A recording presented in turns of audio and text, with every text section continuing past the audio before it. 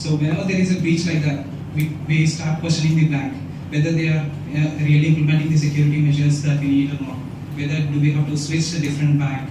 So that is one of the reasons from a corporate perspective why digital trust is very important. So they need to make sure they implement big security measures and all. And adapting to the advanced threats, IoT and AI.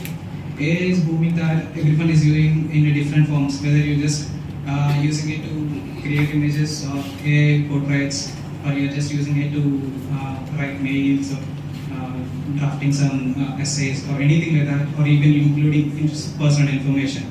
And at the same time, Internet of Things. Many of you might have Wi-Fi associated tube lights or bulbs or anything like that at your home, right? Do you really know that it's secure? It is connecting to the internet, of course, but we don't know who has access to that. If there was an incident where there was a light, Philips light. It's just a normal light hanging to your wall, but it is connected to the Wi-Fi, and it was compromised. And of course, with the light, no one can do anything except turning it on, but it is still compromised. So there is a chance that every device that can connect to the internet can be compromised. As Professor and HOD said, right, there is no 100% security. Everything, we just consider it secure today, and tomorrow it is unsecure. That's it. And what is the impact of weak security? And privacy violations. So whenever there is a compromise in the company or a personal information, it is our privacy violations, right? It will cause us emotional harm, and at the same time, if it is for an organization, it will lead to financial issues. Companies might go bankrupt because of these financial breaches and all. And coming to the operational disruption, as I mentioned, if there is a single compromise, the assets need to be isolated, and the aviation as an example, all the flights has to be landed down. There will be no transport, and it will create a chaos, right? So such operational disruptions will be there. And if it is in the medical industry, like healthcare industry, like different equipments or everywhere. I'll just say a short example. There was an incident in AIIMS, Mumbai, a few years back, when there was a attackers have compromised their servers, and due to the digital world, all the medical records for the patients who need surgery on that day were in these systems in the server. But due to the compromise, the systems have been down, and the surgeries have been postponed. They have been moved to different hospitals, and for a week or more than a week, they need to go offline into a different partners and all. No digital work for the few weeks for that hospital. So that is one of the medical disruption. And reputational damage. So if there is a breach, obviously, as I mentioned, you will be questioning the security measures in the company, and it will cause the reputational damage of the company. Have you heard about the Uber breach? How many of you heard of it?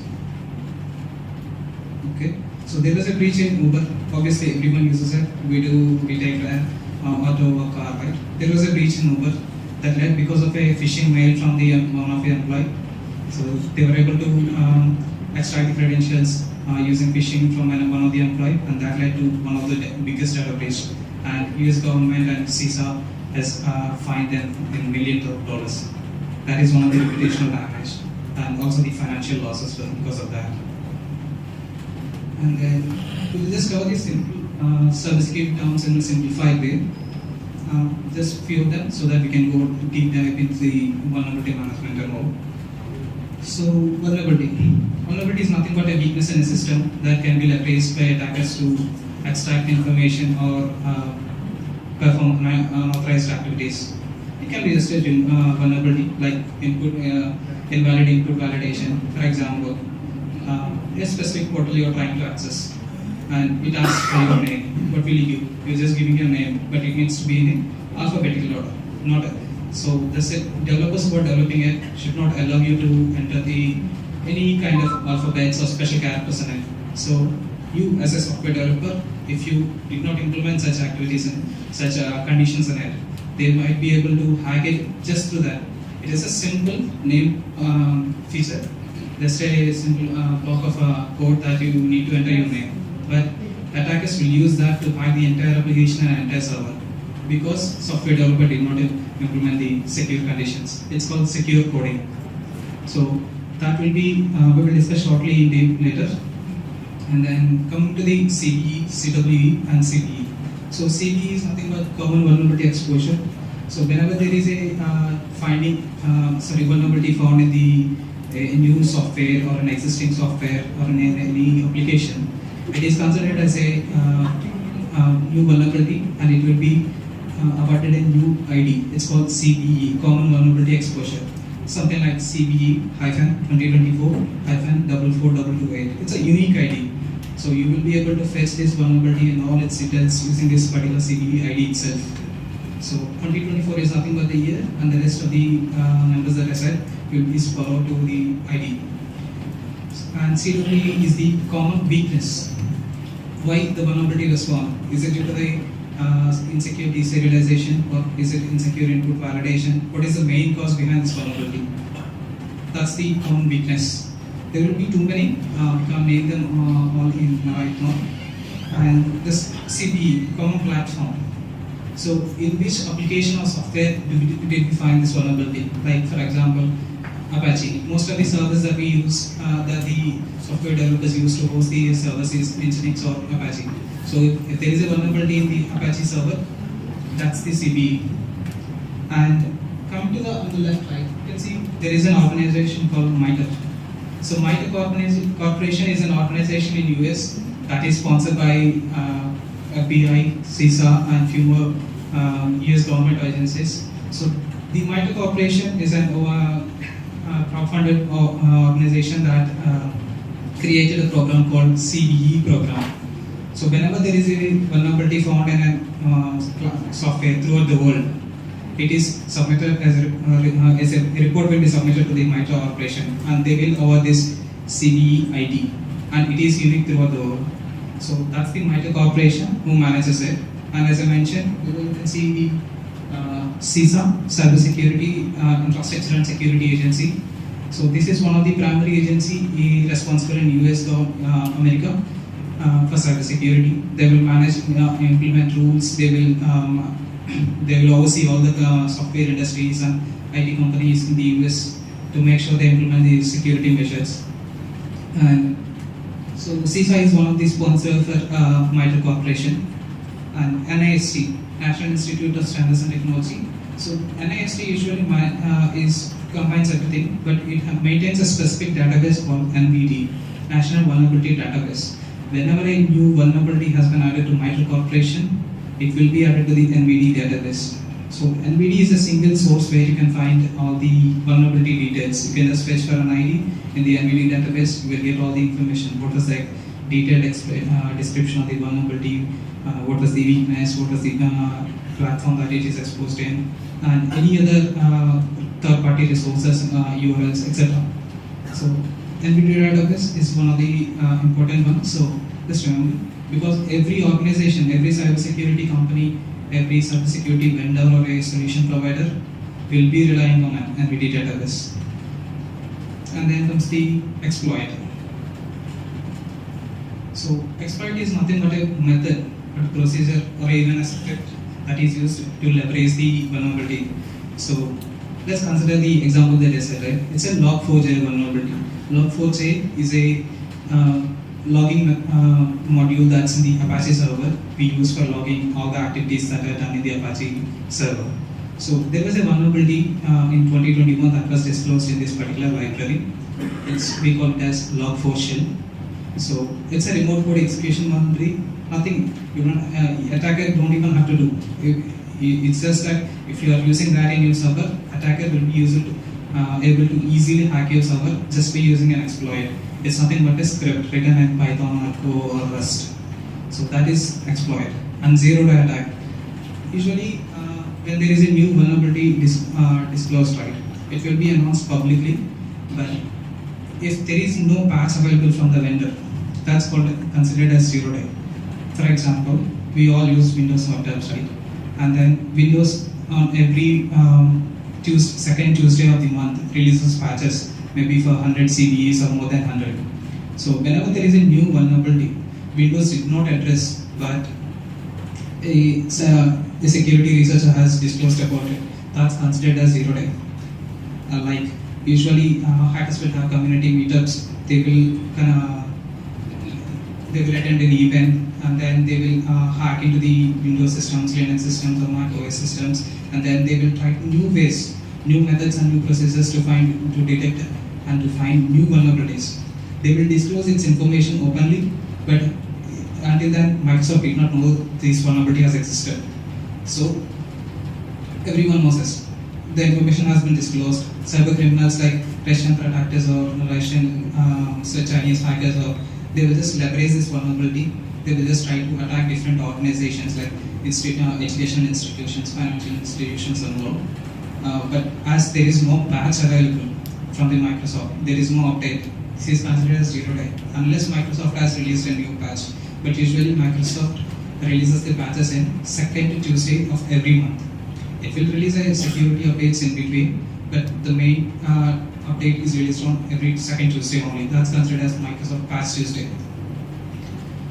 And threat, as I mentioned, is considered as the group of criminals or group of cyber attackers, most probably known as Russian attackers. You will see in movies, right? And then firewall. So firewall is a device that is used to detect and also stop the intrusions. There are two different types of firewalls, IPS and IDS.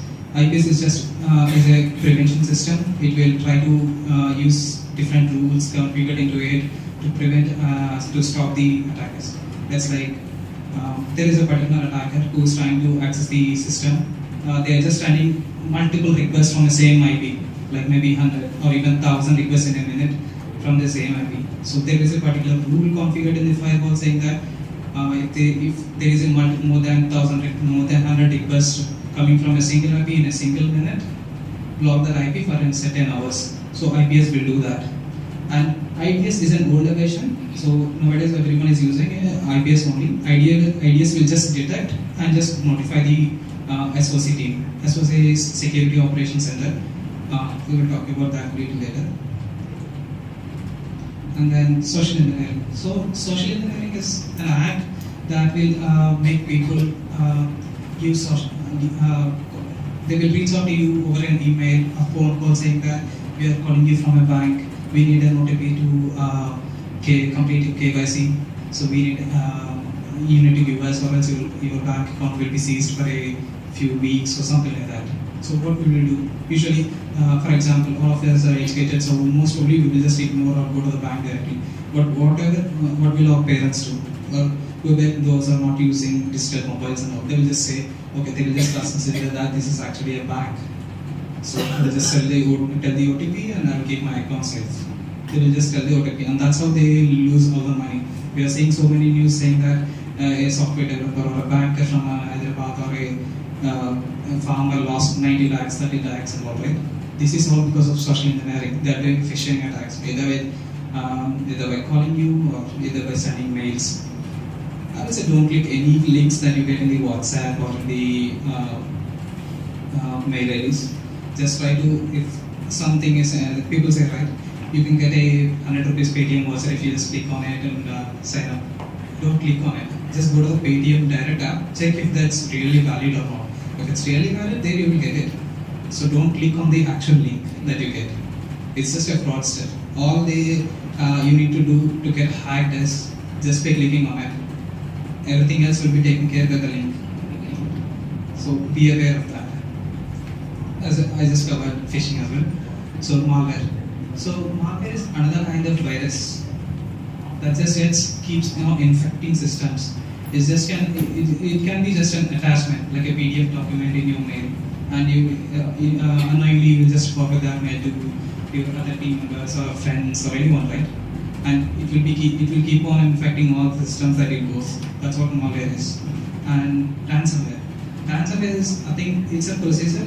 Like what threat actors do is that they will infect a malware in your systems, and they will encrypt all the data that you have in your systems, and they will display a message saying that if you want your data to be decrypted, you need a decryption key.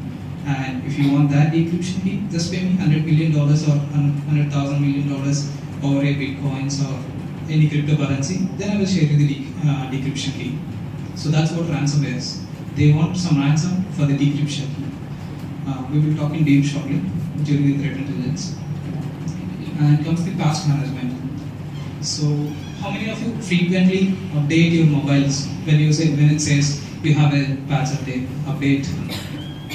How many of you frequent? Let's be honest so that we can know the expected. Oh, very few hands. Okay. Don't ignore the security updates.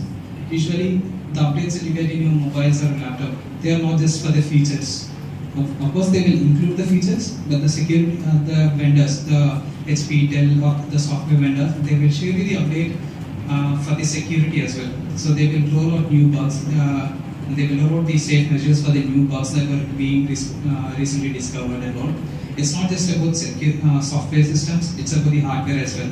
The hardware in the laptops. For example, this is a Lenovo laptop. So there is so much hardware in it, and there will be vulnerabilities in the hardware code as well.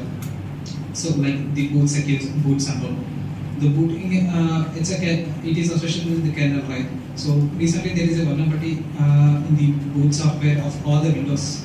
So it is easily, it's like threat actors can easily attack that if it's a server. Obviously, normal laptops are, we will be turning it off and all, right? The servers will be active 24/7. So because of that vulnerability, if it's unsecure, if it doesn't have a firewall or if it has a weak firewall and all, threat actors will easily attack that. They will just compromise it easily. But it's just, they need one access. They don't need a clear path and all. They just need one vulnerability. That's all it takes. So we need to patch our systems frequently. Whenever there is an update, just take a time, roll out the update, and keep safe. That's it. We will talk deep in the vulnerability management. Backup. Usually we don't keep backups, but when it comes to the software organization side, they definitely need backups because it is very time consuming and financial consuming to develop a single application for a software organization, whether it's be Infosys or whether it's be Accenture or any big companies. So they will be having backups in a secure storage devices. We call it as NAS. So we definitely need backup. It's just that even if a ransomware, if an attacker has compromised the data and they store the data, we need the backup just to make sure we have the data, but at the same time, it's already been gone. So they might disclose the information in the hardware. So obviously we are already affected. It's a backup as it means just a backup. And incident response. It is a procedure that we implement once there is a compromise. So we isolate all the systems that were infected and all the networks that were infected, just to make sure that the virus or the malware that it will not spread to other devices or other servers or database servers in the systems. Just consider like the coronavirus. When there was a coronavirus, like lockdown has been implemented, right? That's the best example we can give. So in these systems as well, we just this incident response. The incident responders we call. So they will isolate the network, they will stop all the communication between that. If it's a server, they will bring down the server and we will just get 404 not phone when you are trying to access that. So incident response is a big topic. Two-factor authentication. So for all the banking or for all the website that you access, try to enable the two-factor authentication. It can be just a OTP, or it can be a two-factor authentication tool like Google Authenticators or Okta or BingSafe or anything like that. Try to enable that.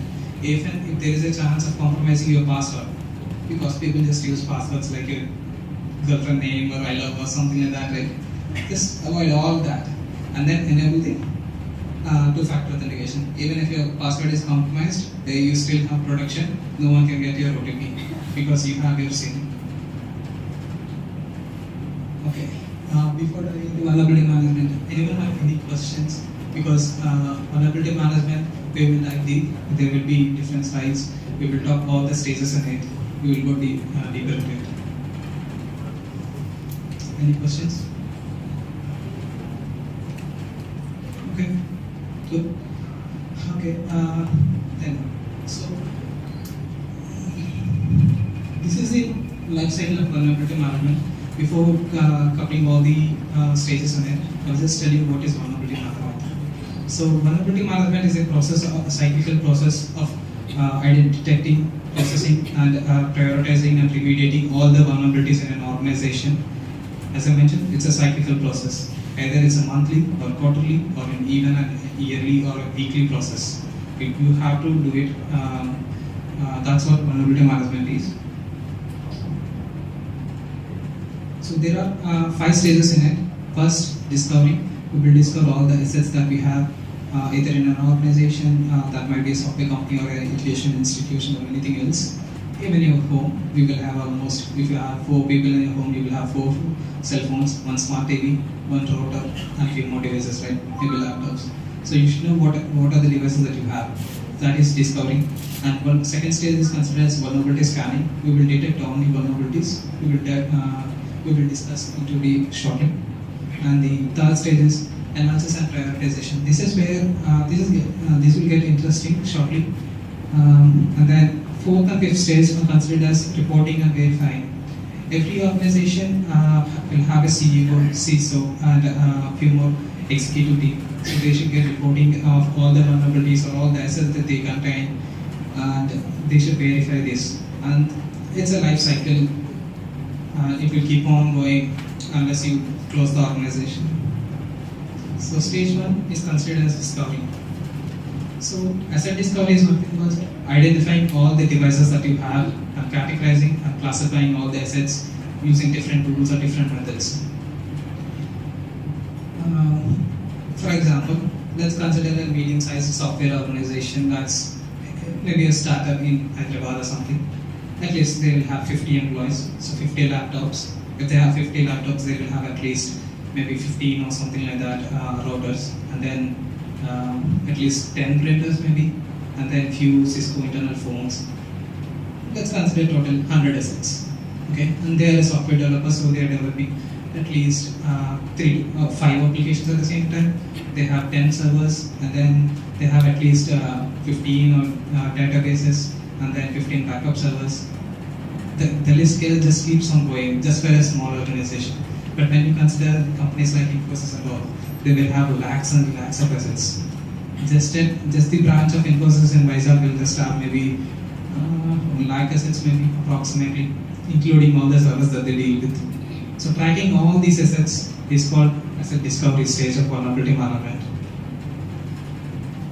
So we have, okay, from now on we will be considering all these assets into different categories. As I showed, network, all the systems that goes there, whether the laptops or whether the laptop servers on the network devices like Cisco routers or any kind of routers, switches, etc. And then we have applications. It's the Android applications, web applications or desktop applications, then clients, etc. And then we have clouds, which is Google Cloud Platform, AWS, and Azure Cloud or IBM Cloud, and so on. And then we have the endpoints. The combination between networks and endpoints is that all the systems, the laptops, all these, whatever that is connecting to the internet are considered as endpoints. So, but there are 2 different usages for the network and the endpoint. That's why I classified 2 different columns. We will discuss that. IoT and OT. IoT, everyone knows that information, Internet of Things. But how many of you know what OT is? OT is operational technology. It is industries. Most of the industries are relying on automatic process right now. All the car manufacturers, they don't just use humans to weld the body parts or paint it and all. They use robotic machines to process, fasten the process and all. Those are operational technology. Those are completely different. Those are not updated. They are just use legacy. Legacy is called some older softwares developed in 2000, early 90s. So they don't just update them frequently, because updating an OT technology in an industry will take years for them to do it, because they need to turn down the production for the time being and do it. So coming to the network, we have different tools I have mentioned here. So one is Nmap, Advanced IP Scanner and Scan-Based Discovery. So Nmap is one of the best tools that's in the world that we can use for discovering all the assets that are connected to the Wi-Fi. Now, just in case, right, I'm using a AACA Wi-Fi. Whoever is using AACA Wi-Fi, if I'm an admin to that, if I have access to that router, I will be able to do an Nmap and fetch all the assets, all the IP addresses for those assets that are connected to the Wi-Fi. We use Nmap. There are multiple procedures to use Nmap. we just tell it to find all the devices that it can, or we can give specific IP ranges, saying just find this range of IPs or a set of range, or we can even give a domain name like onlyuniversity.com, and it will fetch all the assets. Advanced IP scanner. It is a Windows-based scanner. We have it in all your Windows laptops. It's a default software, so you can just give an IP address range and ask it to scan all the IPs that are connected to your Wi-Fi. And scanner-based asset discovery. So in the next stage, we will discuss about the scanners. Most of the vulnerability scanners that we have right now available in the world will have their own host discovery models as well. We will talk that. And then comes the application. There are different scanners when it comes to Android applications or web applications and all. But just a common, I have named few. Some of them are Burbs, Qualys Web Application Scanner, Rapids App Spider, and Acunetics. These are some of the top scanners that most of the security vendors use. For example, we use the Burbs, Qualys and Acunetics. Then cloud.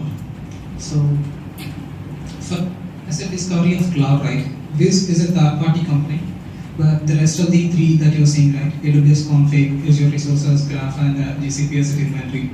All these three are for those cloud platforms alone. AWS Config is a default in AWS cloud environment, and it can show you all the virtual machines or database services that you have created in it.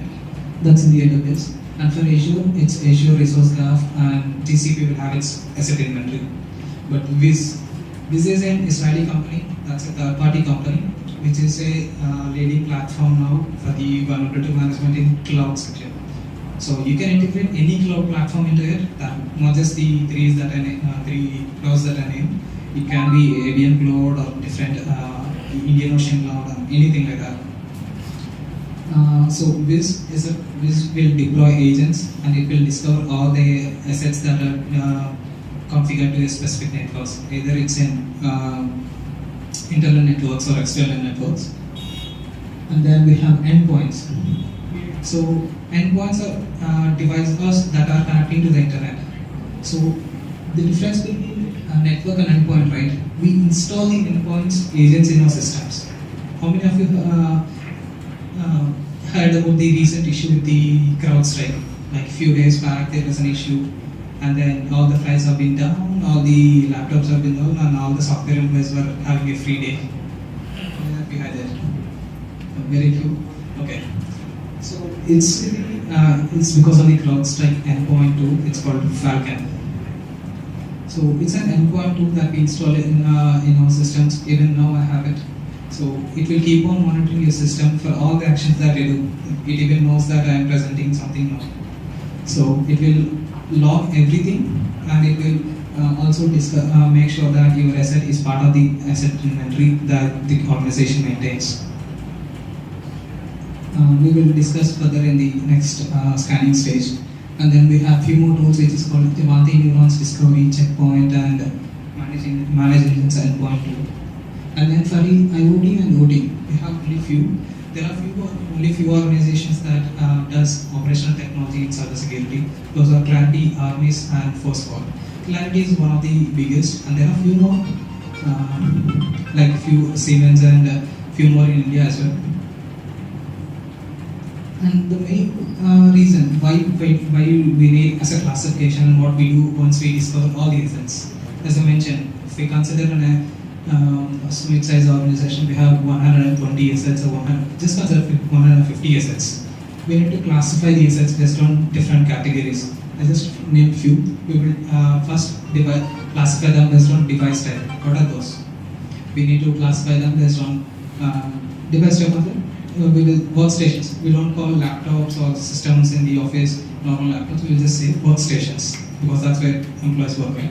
And then we have servers, and then we have peripheral devices like printers, Cisco phones, etc., etc.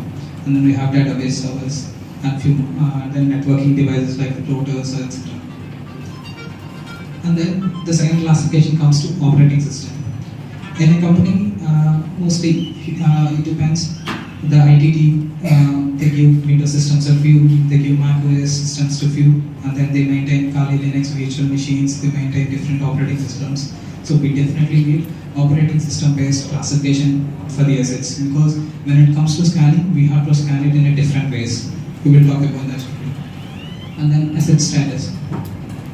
In a big MNC, right, we will just deploy virtual machines. We will keep on deploying. We don't know, there will be a stage when we will just forget about the few instances or that we created.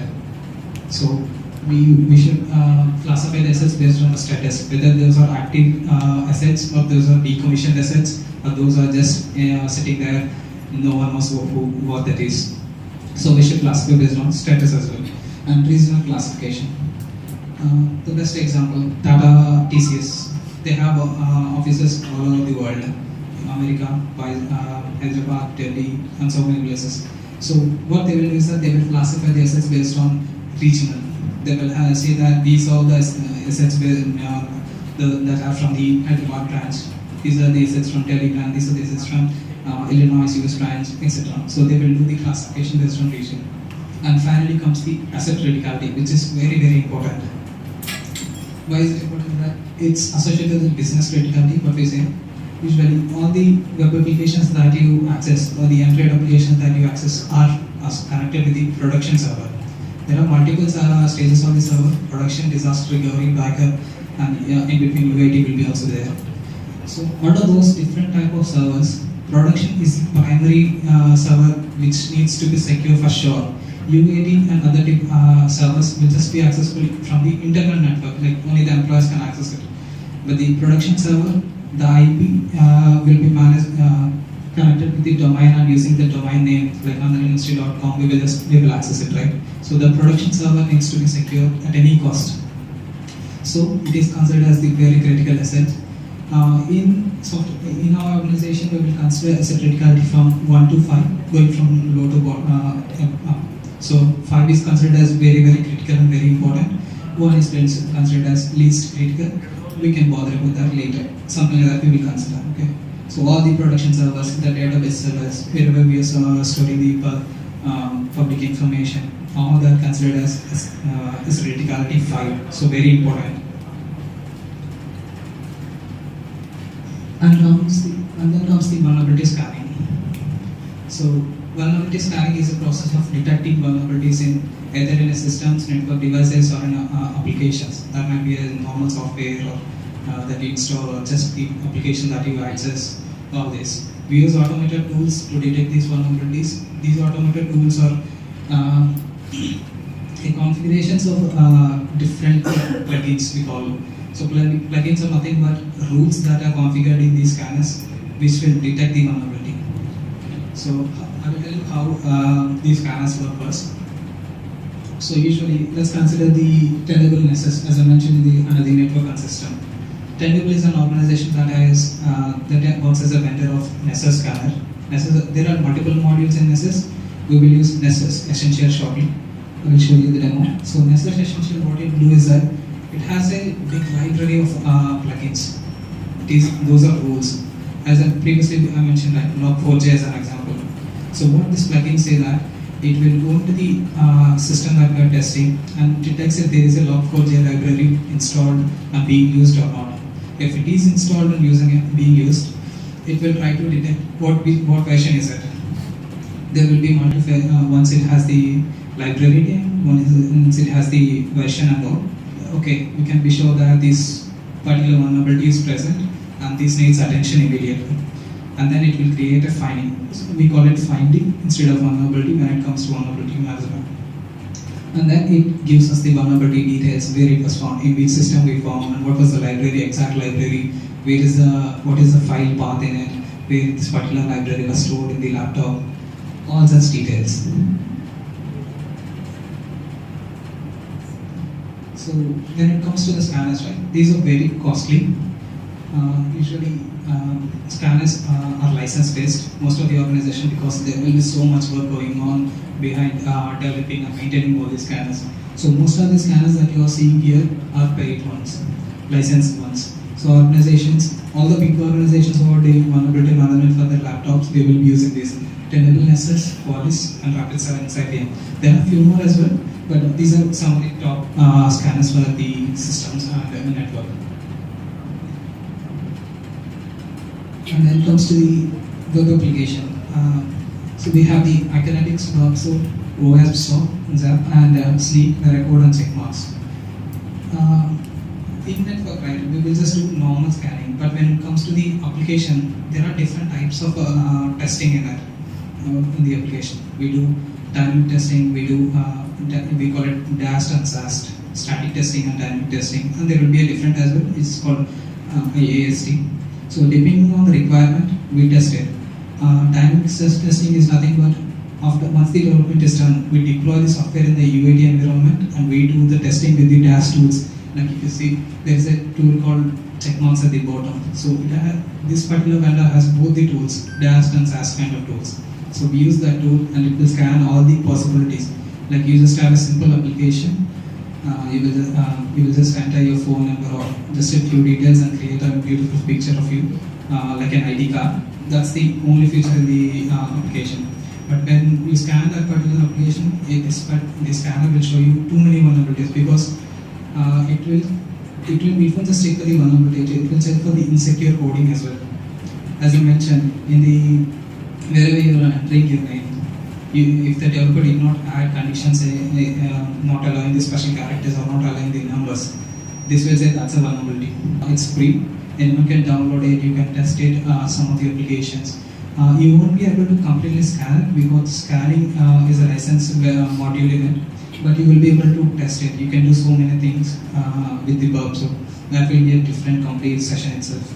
So try it out later. And then OWASP. The symbol that you see on ZAP, right? OWASP is a program that announces top 10 vulnerabilities.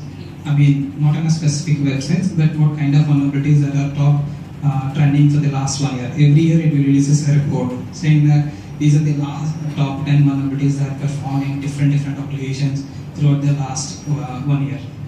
Remote code execution, buffer overflow, SQL injection, deserialization vulnerabilities, etc.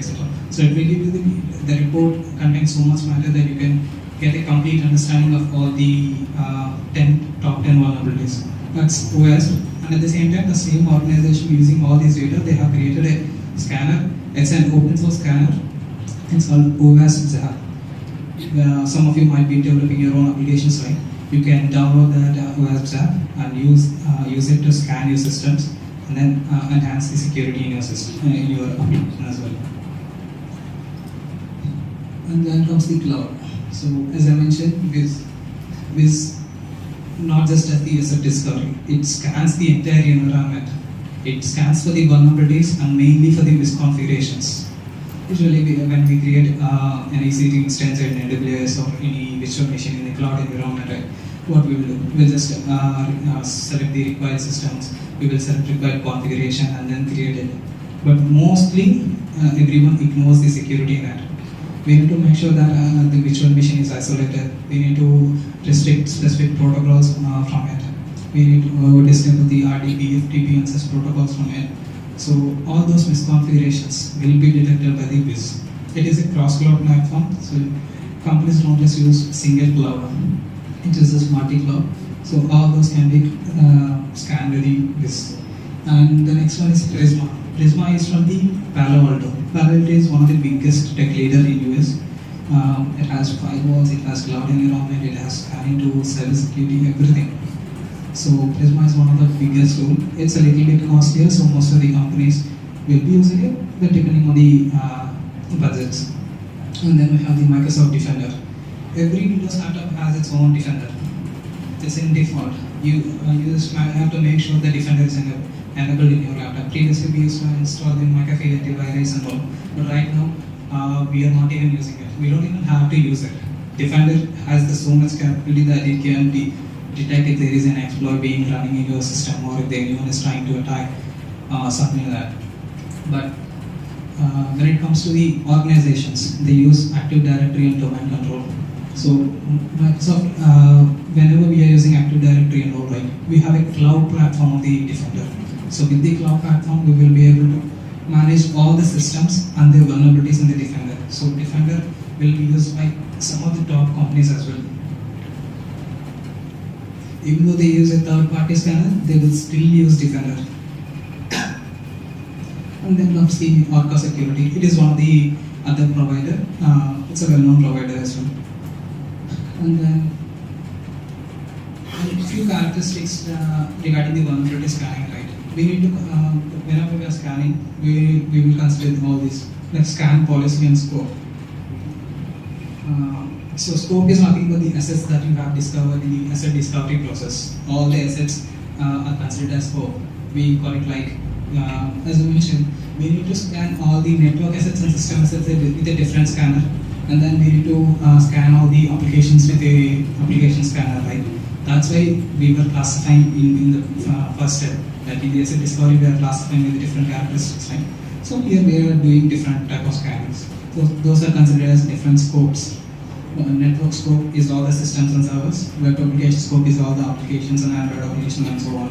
Scan policy is, in every scanner we need to configure a policy saying that how much stress it can put on the server. Like, can it send 100 requests at a time, or can it send 1,000 requests at a time, and how much stress of it can it put on the servers. Like, because every scanner like Nessus will have some, maybe even 50,000 or 70,000 plugins rules in it. It will try every rules, and once only after checking every rule, it will stop scanning. So it's like in a few minutes it will scan the system and it will complete all the rules. So under the scan policy, we will configure how many rules it should check. Because at the same time, we will be using the same server, people will be using, right? So we don't want that server to be down. So we have to configure this scan policy carefully. And at the same time, we will also configure the ports that it should try, whether it should try normal ports that are open, or the well-known ports like FTP and RDP or SSH, all these ports, or it should just exclude, and so on. And comes the agent and host-based scanning. So there are two different ways that we can scan. Host-based scanning is we just give the specific site ranges or IP addresses or domain name and just tell it that scan whatever the assets that are matching with this. That's it. That's host-based scanning. But when it comes to agent-based scanning, so if you see, there is a Qualys scanner. We got it's named as Qualys VMDR. So in that we will deploy agent. Agent is nothing but a short script that we deploy in the client systems that will keep. It's like an endpoint tool, but instead of acting like an endpoint tool, it will just scan the entire system. When we start scanning, it will detect all the softwares that are installed. It will detect all the vulnerabilities in it, and it prepares a short report and sends it back to the cloud environment where we manage all the data. That's the agent-based scanning. And comes the authenticated and unauthenticated. So if we turn on the laptop without giving the fingerprint or password, it is still turned on, but we won't see any applications. Likewise, we know the systems are active and we will scan with this scanner. But if those are without authentication, it will try to detect whatever it can tell. It won't go in deep, it won't be able to access the folders in it, it won't be able to tell you the exact versions that are being used with the unauthenticated scans. But when you do authenticate, it's like we will create a specific user for these scanners, and then we will configure in the scan policy. We will tell the it's like out of all the assets in the domain controller, we will create a specific user for the scanner, and we will give it to the scan policy. This in this scanner will use these credentials to access the laptops or servers. It will log into it, and then with all the access that it had as an admin, it will detect all the vulnerabilities, access every file that you have in the system, every software that is installed. And then flexible reporting formats. All these scanners will have different flexibility that we can generate formats in a different way. For example, a CEO of a company, he manages maybe 2 or 3 branches and then thousands of people will access the systems. He don't need all the details of all those systems. He just needs the executive report. executive report of Hyderabad branch.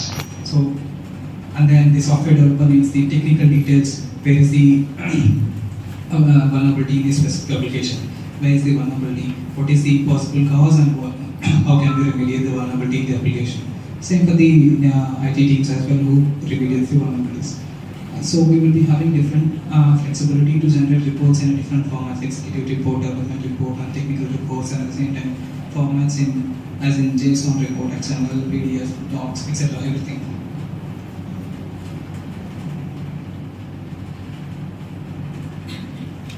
And one more thing is that all these scanners will assign the severity to the finding. So severity decides whether this finding is critical or not. So severity goes from info level to the critical level. So critical, high, medium, low, and info. Info is considered as very low. We don't have to prioritize it. But critical is super important that you need to address it immediately.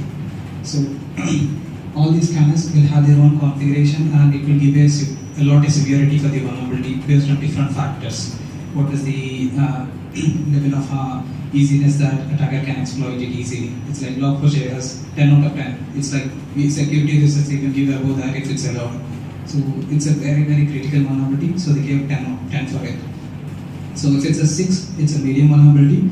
It's like it needs importance, but we also consider different factors. We will just discuss in the next step.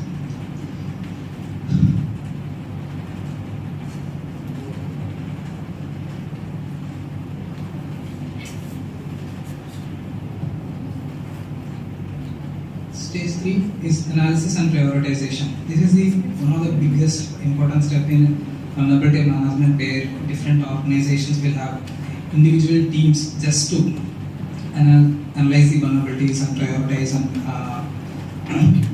create a strategy. So in this stage, what we do is that we analyze all the vulnerabilities and then rank all the vulnerabilities and prioritize vulnerabilities based on different factors, like what are the potential impact, exploitability, and the other contextual factors as well. So there is a topic called risk quantification. What we do is that for all the vulnerabilities, we analyze them and we allot a risk to that.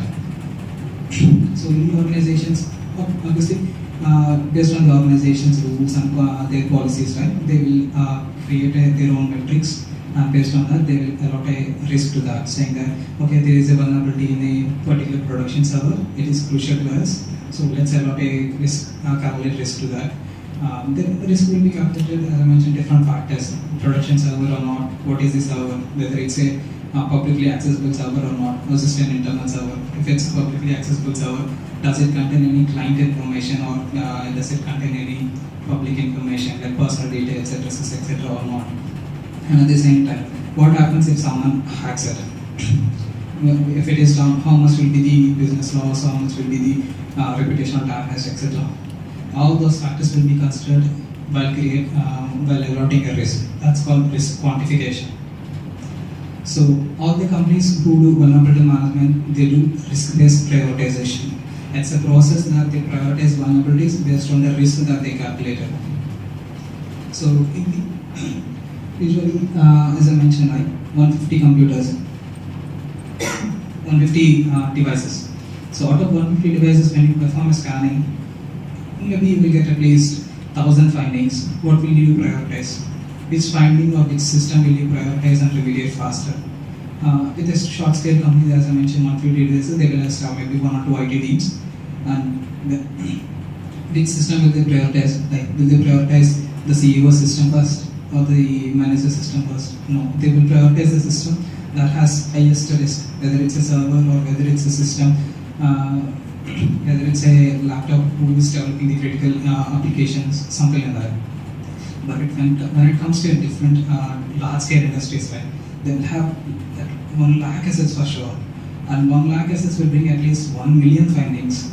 Out of 1 million findings, even if they have a separate team of maybe 50 IT engineers, it will still be a struggle to prioritize findings and remediate. By the time they remediate, the next cycle will come again. So what they do is that risk-based prioritization. They will consider all the 8 factors and even more. So we'll just go through all these factors in shortly. severity and CVS scoring. So as I mentioned, scanner severity that we got from the scanning, and at the same time, unweighted database contains the severity, actual severity who reported the vulnerability, and that's the CVS scoring. So using those information, we will prioritize and asset criticality, whether it's a production server, a sustained UAT server, or a normal system, and what is the environment type. And also asset accessibility, whether it's an internal asset or external asset. It's like even if it has a criticality of 10 and it's a production server, but it just says internal network, internal IP address. Only people who are working in this company can access it. Then it has a less risk when compared to devices that are externally exposed. So that's what we call risk-based prioritization. And then exploitability and ransomware associations. So we will check whether there is an exploit or is correct or something like that already available in the public, whether there is any ransomware organizations or any threat actor groups targeting using this vulnerability and targeting specific organizations like healthcare and all. So all that will be considered. End of life and end of support. How many you still have desktops at your home? Like the normal box systems at your home? No one? At least few maybe. Okay, no one. Okay, I do have one, which I am not using actually. But so all those desktops and all, right? We will be using the operating system, not the latest one. Like we will be using Windows 10. Even in worst case, we will have Windows 7 like me. So all those are end of life. End of life in the sense, the vendor, which is Microsoft, will not be supporting these systems. They will not be rolling any updates to it. They will not be rolling any security patches to it. So if you are using, it's your problem. That's what Microsoft says. So that's what end of life. It's done. We don't release any new features. Just go to the Windows 11, the latest version. That's it. And end of support is end of life is about the features, and end of support is for the security patches and all. So mostly whenever you are buying a mobile like iQOO or Vivo and all, right, they will say that security patches for 5 years. So after that, it won't roll the security patches. That's what end of life and end of support is.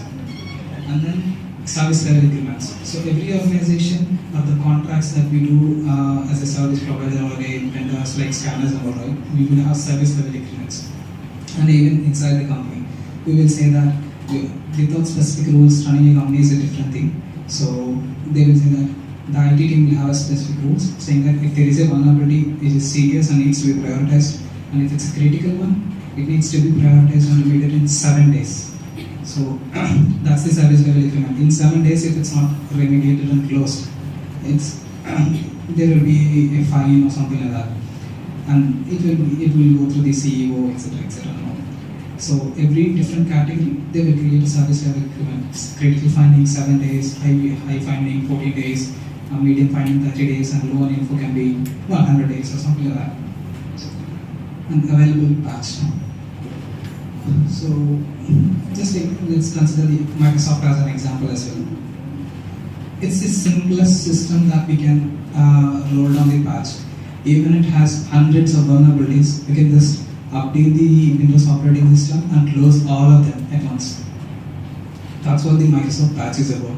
So every patch Tuesday, once the update has been rolled, all the software IT organizations, IT team will roll all the patches to all these systems and close hundreds of findings. If it's 1 lakh assets, with just by closing the, just by rolling the patch, they will be able to close almost a million findings. All these are metrics only. And then comes the compliance and regulatory considerations. We all buy items from the Amazon, Flipkart and all. But have you ever had a doubt saying that, okay, I'm entering my credit card or debit card details in it, whether they are really keeping it secure or not? So that's the question when it comes to compliance.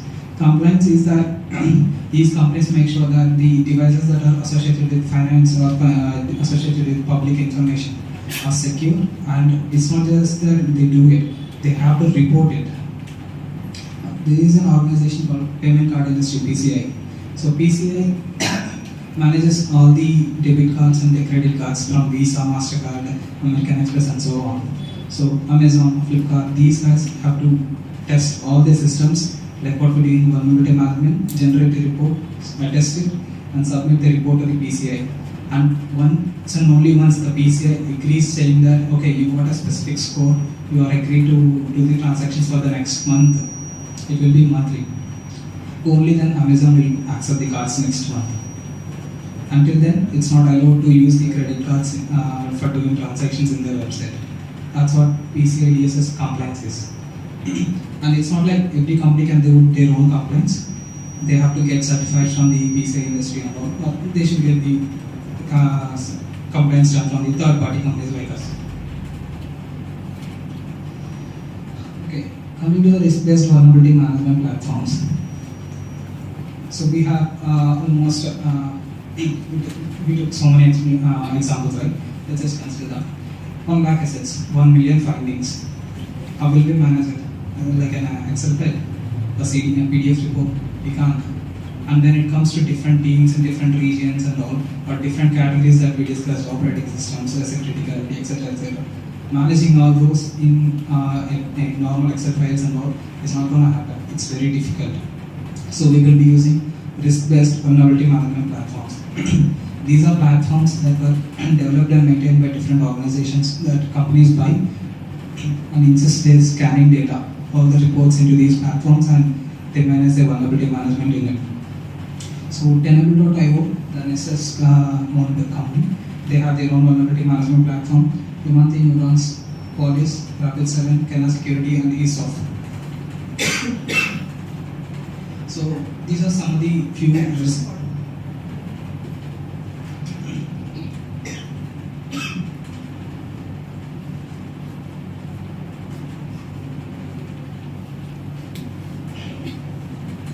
These are some of the vulnerability management platforms that some of the big companies use.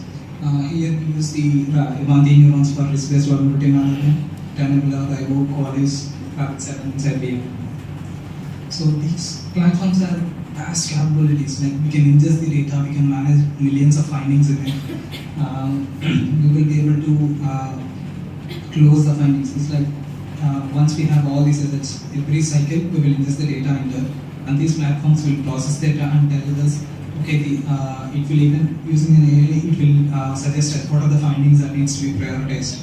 And using all the factors that we discussed in the risk-based prioritization, all these factors will be considered by these platforms, and it will suggest what are the findings that we need to prioritize. And also, these platforms will have databases from NVD and a few more, and also from their own threat intel platforms and all. So using all the data, they will suggest what are the findings that needs utmost attention to close. In these platforms, we will be having some of the features like custom risk scoring. So as I mentioned, every organization has their own risk quantification metrics. So as a client, if you are using one of the platform, right, you can configure your own metrics in it. Like some company considers that one is critical for us for the asset criticality, not 5. We want the inverse thing and all.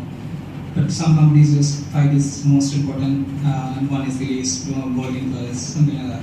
So all those custom risk scoring can be configured in these platforms. Resource optimization. Using these platforms, right, it is using AI to suggest what needs the most attention. We don't need specific team to do that. So these platforms have the capability to do that. That's what resource optimization is. And enhanced compliance management. As I mentioned, the PCI DSS compliance should be done for every month. Managing all this data offline is not possible, so they will use these platforms to do the compliance management. There are other compliances as well, like GDPR and so many things. But yeah. And continuous risk assessment. So we will keep on monitoring, we will keep on scanning all the 1 lakh assets are there, right? We can't scan all of them at once. We will be scanning 10,000 assets at the first week of the month. We will scan 10,000 assets at second week, and so on. So we will keep on doing continuously. We will keep on using the platform. We will keep on uploading the data into it, processing into it. So risk assessment keeps on going. And then we enable better collaboration. So in the IT team, right, we have normal IT team who just deploys the patches and rolls down the updates, but there are security teams who suggest what findings need to be addressed and what mitigations they need to implement. So the collaboration can be done in the platform. So these security engineers can suggest how they can remediate. They can give all the information that the IT team needed from the platform itself. Alerts and notifications. So when we can create alerts in these platforms saying that whenever a specific vulnerability, like Windows have so many critical vulnerabilities. There was an example where hackers were able to hack the Windows system using the calculator. They will share a PDF or a mail, we just download it, and if you try to open the PDF, it will go to open calculator, and through calculator your system will be hacked. So that's one of the example. So what we can do is that we can set a configuration in these platforms saying that whenever during the scanning for a system with this particular vulnerability was detected, just send me an alert.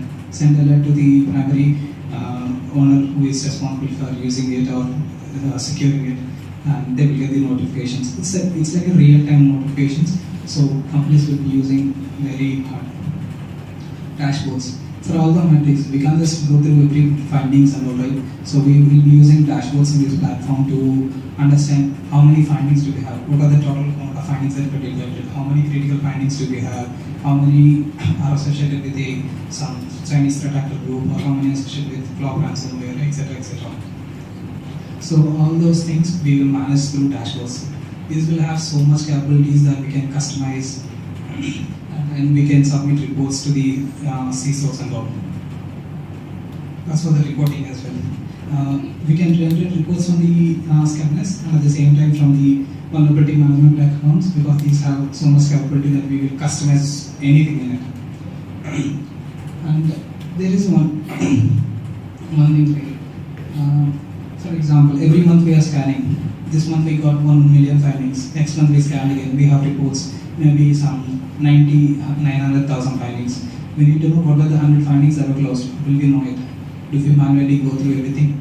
We will just upload the data into these platforms, and these platforms knows what are the findings that were found in previous month in this particular asset, and we will cross compare with the new data. And what are the it will say what are the findings that were closed. And with the dashboards, we will be able to see what were the remediation efforts that were put by the IT team, how many findings were closed in the past month, what are the statistics, how many critical were closed, how many were associated with the ransomware that was addressed. Are we really performing well or not? Do we need to hire any new security engineers so that we can push this percentage? So all those things will be managed in this platform itself. Stage 4 is reporting. As I mentioned, with these platforms and with these scanners, we will be able to generate reports with based on audience specific for the executive reports, technical reports, statistics, and all.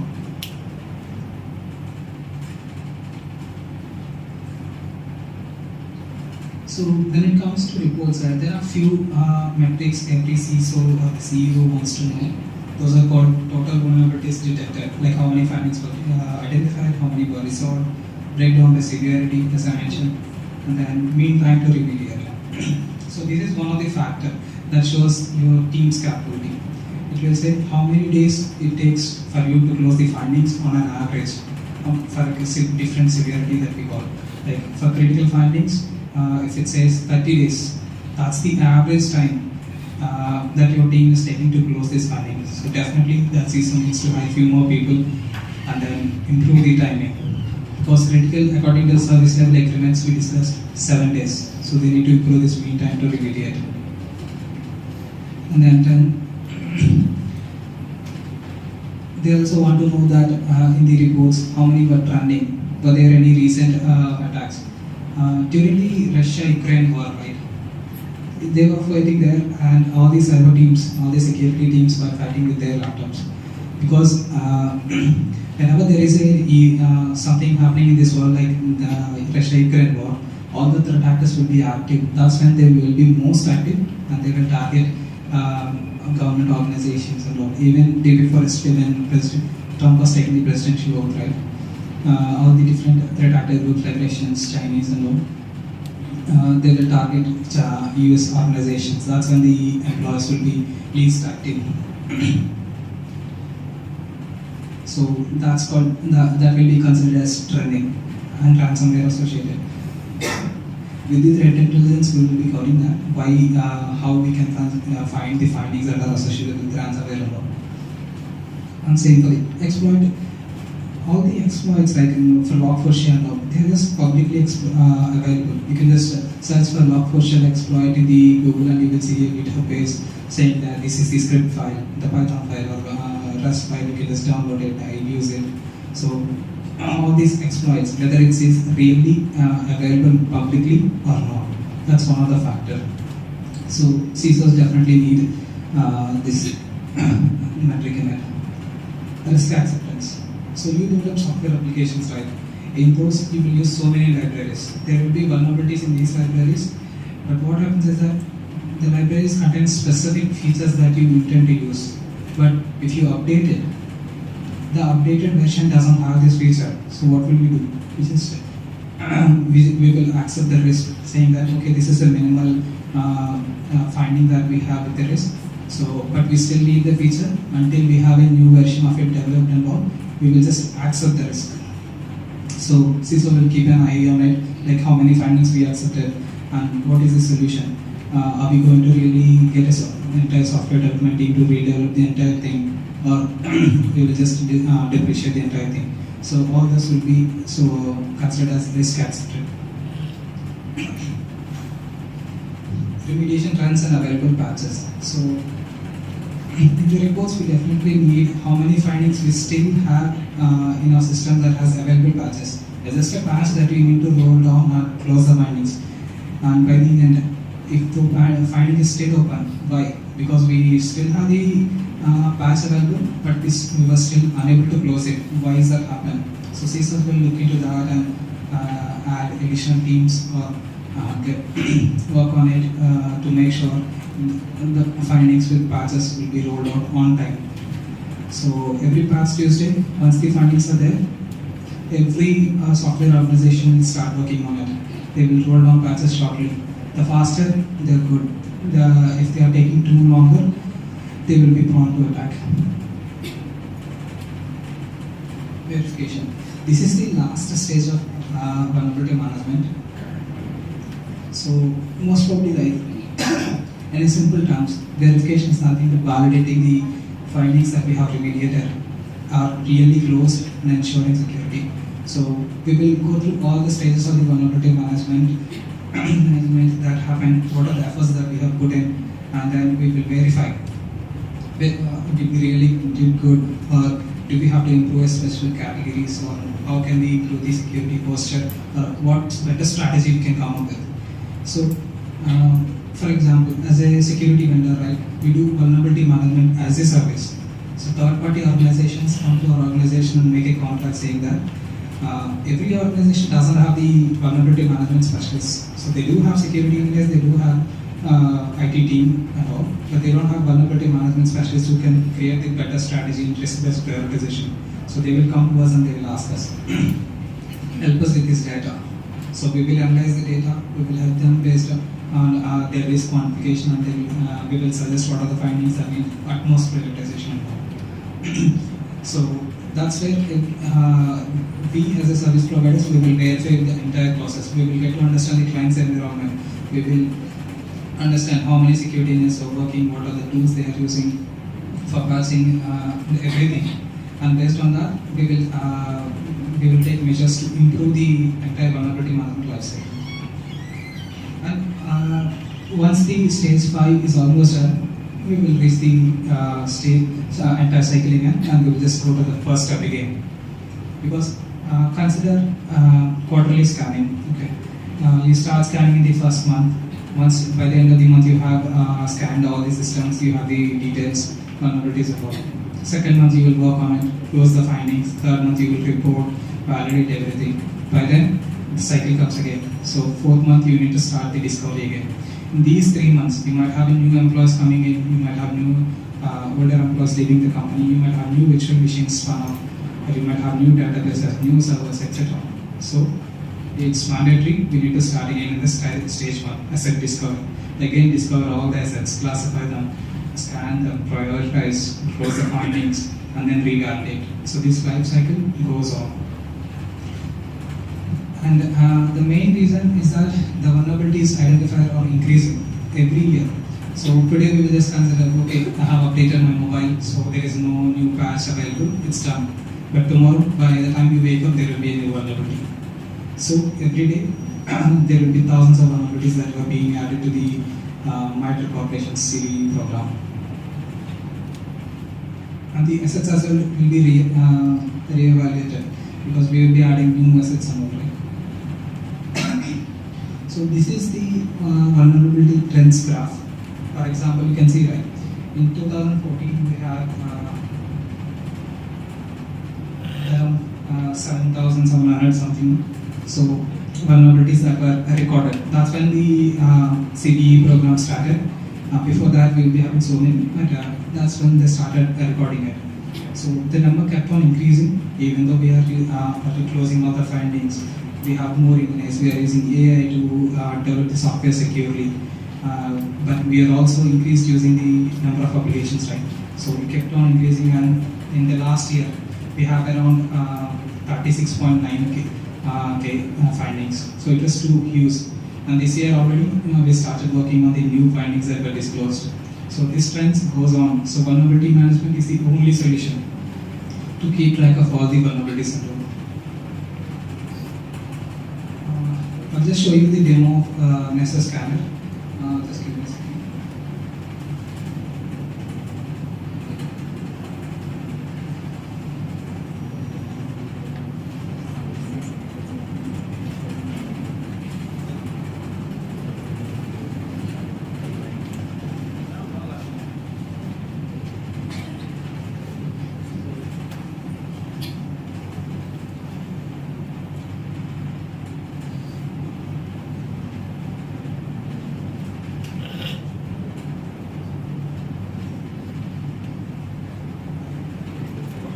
So there is a free community version of the Nessus Scanner. It's called Nessus Essentials.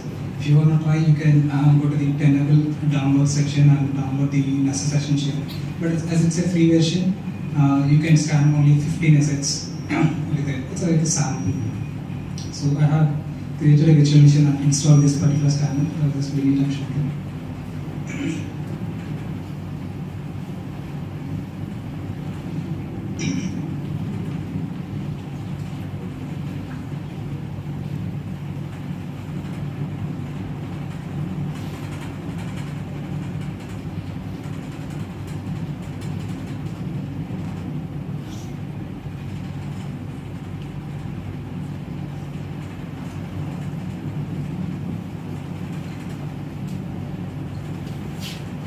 Actually download this using your college ID. Okay? You have to register with your college ID and then you can have it. No, anyway, it's also. College ID so you have some extra features. Just try that. So now you know the difference between a bug, a threat, vulnerability and exploit. Pato was telling all these, right? Now we are into using the tool with those concepts. So what is a bug? What is a bug? Bug.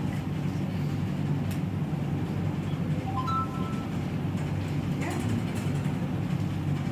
Something which the coder has forgotten to implement. Some missing condition.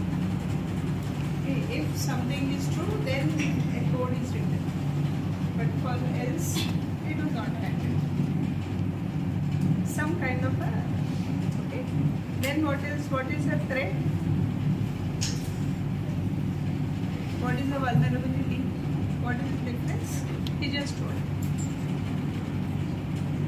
Vulnerability is.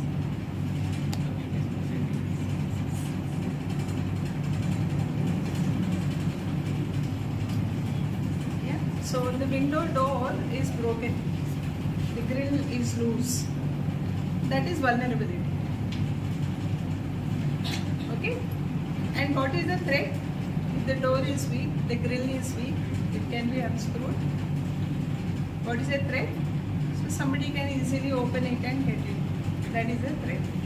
Until somebody discovers the vulnerability, there is no threat. But somebody discovered it, and then there is a threat until somebody doesn't exploit it. Okay? Now what is an exploit? Somebody really moves the grill and then gets in. That is somebody exploiting. Okay? Vulnerability is some issue is there in that software. Right? Threat is somebody discovers it and gets into and then gets hold of data or does whatever. Now exploit is using some function, using a tool, you really get into the system and catch hold of the data or do whatever, So that is exploit.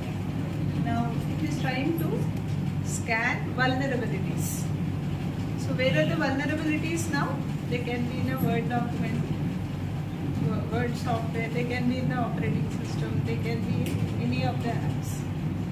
Okay, so what do these vulnerability management tools do? The scanner does, it finds out the different assets and tries to find out where are the weak points. Got it? So that is what it is doing. You can try on your own laptops later on. Load it.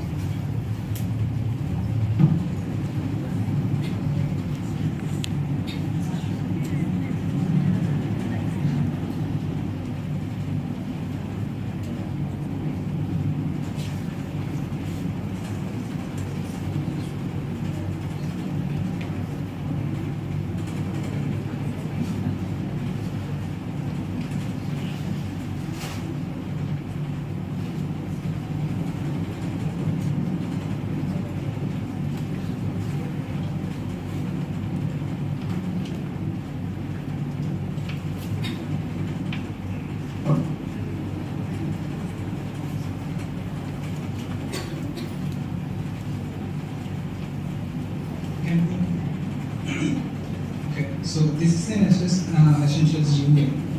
So once you download it, right, if you want to try, you can download the Nessus Essentials and it will ask for an activation code. You can go to the Tenable website, just give your base details like name and mail ID. You will get an activation code to your mail ID. You can enter the bar activation code and activate it.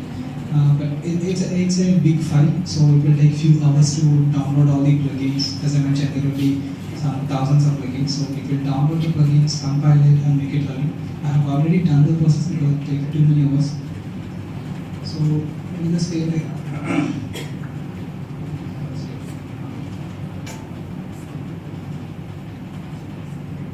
okay, so we can see that, right? So this is, as I mentioned, scanner-based host discovery. So we can perform the host discovery from the scanner itself. So this particular scanner has its own module. On the top left corner, you can see host discovery. So we can just give a name to it, description, and then we can save it in a specific folder, and also targets. It is little light in color, but you can see, right? You can give different targets, whether it's a domain, IP address, or site ranges, or anything like that. And then you just have to save it. Or even if you have a file of txt file that contains multiple IP addresses, a list of IP addresses, you can upload the file and then save it and run the host discovery. It's just the host discovery. It won't find the vulnerabilities. It will just check whether the application or the asset is actually active or just inactive.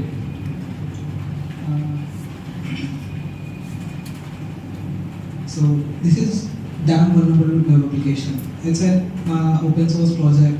It is an application that contains so many vulnerabilities to practice actually. It's for learning purposes. It's a default, there are different vulnerabilities like remote code execution, SQL injection, etc. etc. So with this application, you will be able to learn all those things in different levels. You can configure the level in it, whether it's beginner level, intermediate, difficulty, and then you can try it. I'm actually installing that. I'm using the IntraHarness DBW application. So let's just try to scan, host discover this with this scanner.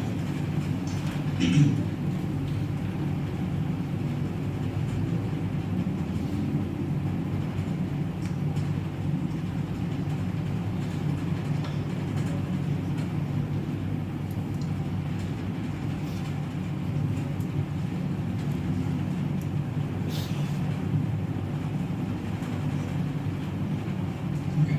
So we get the IP that we need to discover, and then we can also schedule this host discovery, and then we can enable the notifications and all.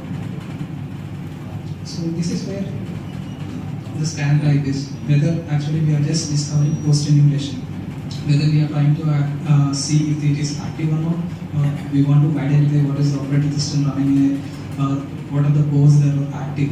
The common ports are like RDP, SSH, or HTTP, HTTPS, etc. But we can also mention what are the specific ports that we want need to test, whether the port is open or not, or no, or all the ports. We can customize all that. For now, we are just using the host emulation just to make sure the scanner is able to reach the application.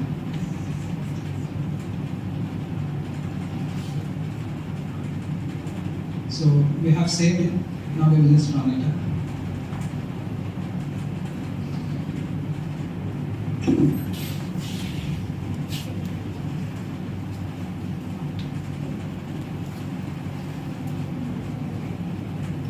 You can see the status. It's still running. Usually, it's a just an application, so it might just complete within a moment. But when you are testing it along the side ranges or other ranges, right, it will take a few more minutes. As I showed in the stage one of vulnerability management, there are multiple tools, right, and advanced IP scanner and all. So usually, as a service provider, we have to make sure all the devices are connected. There will be a chance where these scanners might miss one or two assets, right? Because asset discovery itself. So we will use more than one tool to make sure we will cover all the assets. So we use Nmap first, and then we use this tool.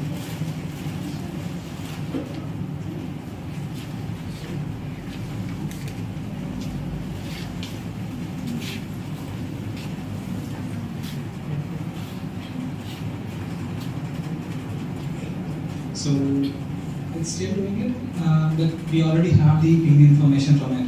So as we're just doing the host discovery, right, we have a plugin that's saying that ping the remote host.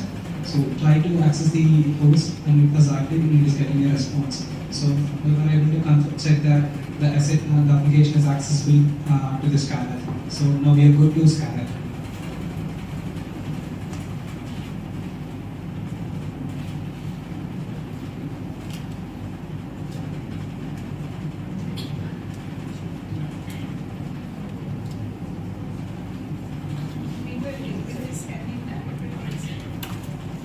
We'll just initiate this one.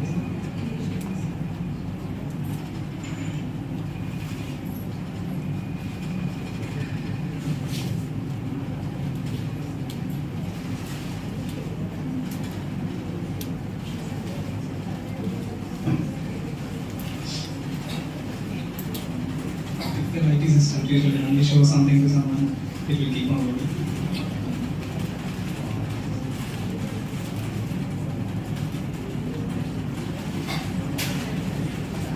So this is the indicators that we scan, which we try to for post discovery, and we got the FQDN.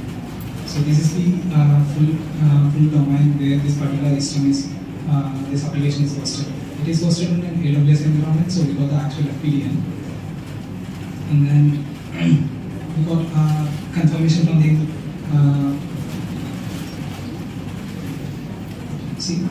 this is the plugin that it try to verify that whether the applications are actually active or not.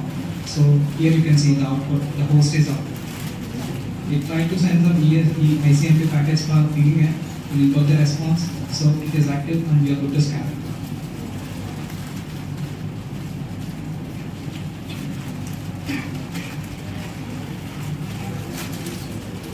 So now we we could take it there and we will just cover these other modules as well, and then we will start the scan.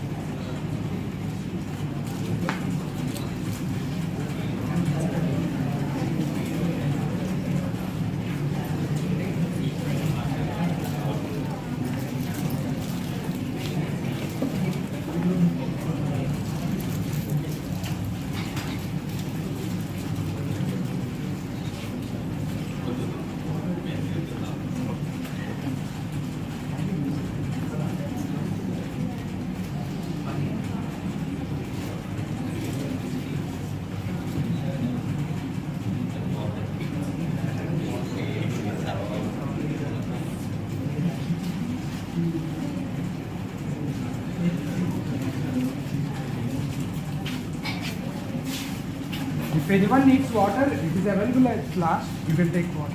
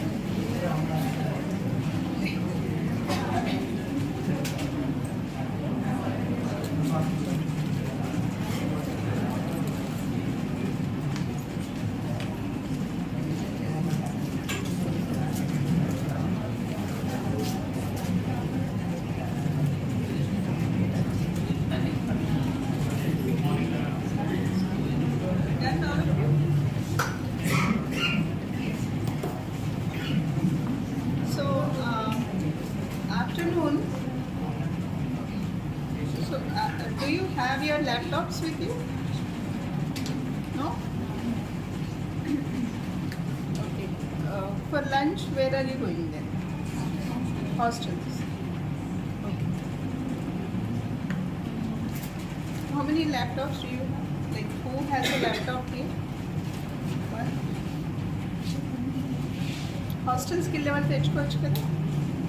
You can get it, right? So he'll tell you about DDW and all, and we can get it initiated in the afternoon. So next we'll take care of it in our labs and theory classes, right? So get the laptops, whoever has it, right? And afternoon session will be in the security lab. Where is it?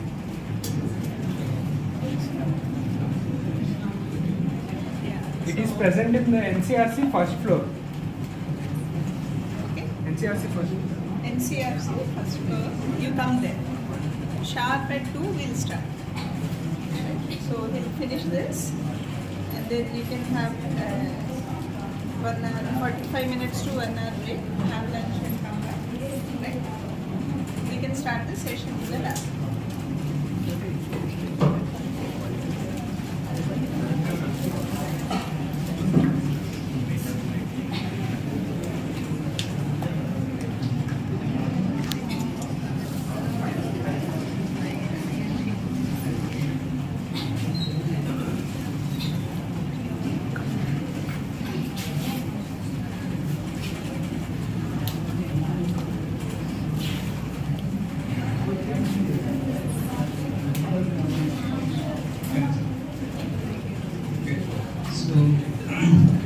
different modules in this scanner, right? We just did the cross discovery. So this has much capabilities. We can scan in normal asset network devices systems. We can also scan for any malware that were already injected into the networks and all. But we can scan a mobile device. We can scan the applications. We can do audit-related scans, etc.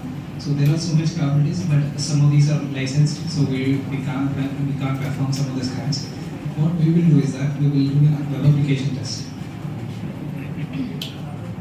So we have the damn web application poster, right? So we'll just scan this application and get list all the vulnerabilities.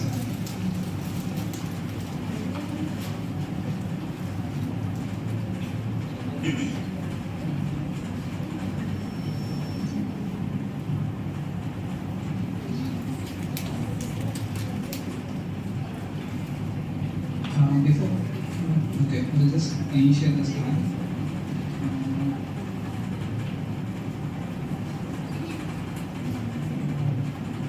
So as mentioned in the course while doing course discovery, right? Here also we can mention what are the codes that it needs to scan all codes or any customs codes and all.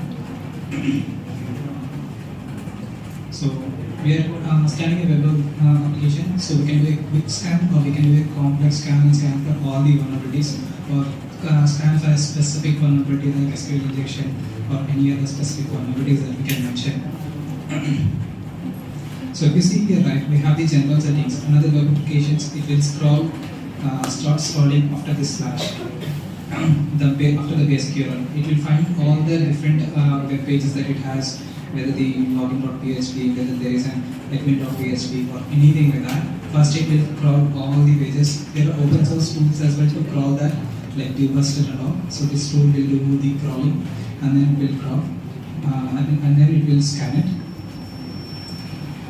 Traverse sits directly in the case. For example, it found a folder called project, and then that is one particular folder. And after teaching the project, it will try if there is any other project folder in it as well. So it will traverse through the projects to different paths and finds all the files that it can, and it will crawl 1,000 pages max.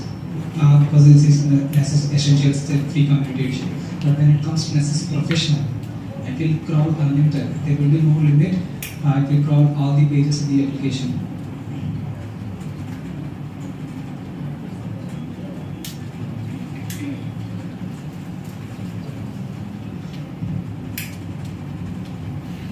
So in the advanced scan policy, right? This is all scan policy as I talked before. Here we can mention, are we doing a default scan or slow scan or a custom scan? In the default scan, we are doing the scan 30 assets simultaneously. It will do 30 assets and it will try all the plugins that it has for each asset. So it will be too much traffic.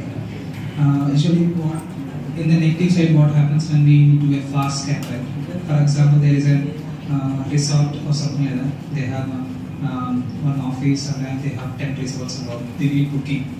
People will try to book their resort and all. If we try to do this scanning in the data, like their working hours, devices like printers, right? They will just print gibberish. One of our team member, he just scanned it by mistake. It's like it's a schedule scan, and it was just scanning it. And then the client reached us and asking that, why are you scanning it? Our printer just got hell and he printed 1,000 pages of gibberish. It's just a case.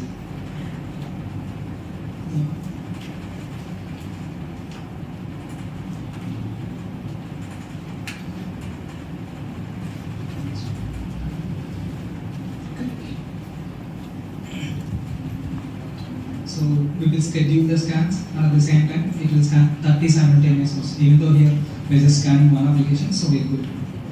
And then so it will try to access specific asset for 5 seconds. It will send several ICMP ping packets, and if it's reachable, only then it will scan, or else it will just skip it. We are not changing any default configuration, we're just going with it. And then, so we can see the scan type as vulnerability, and it is an on-demand scan, we do not schedule it, and we will just start the scanning.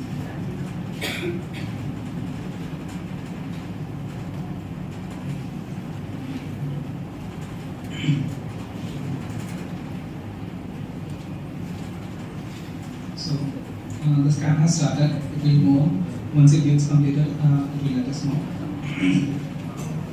So you understand how we can scan, right?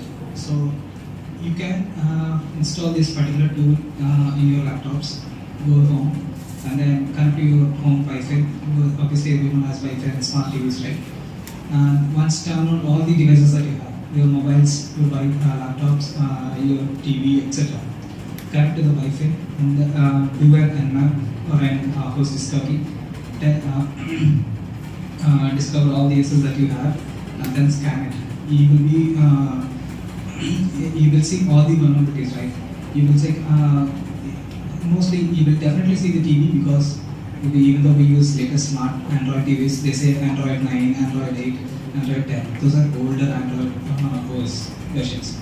So you will definitely see some of the vulnerabilities on your laptops, mobiles, right? Just try it as a simple project. You will get to learn so much from it.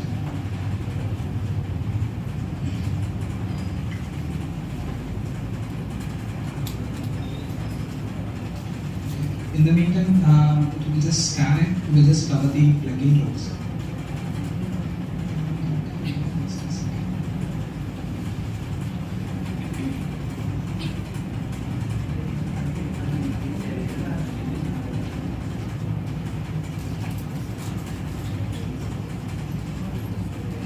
So this is the plugin section of the scanner.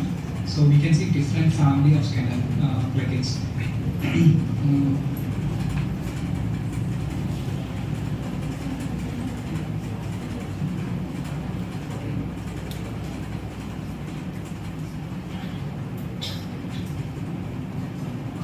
So you can see denial of service, right? So this is a family that contains 110 plugins for denial of service.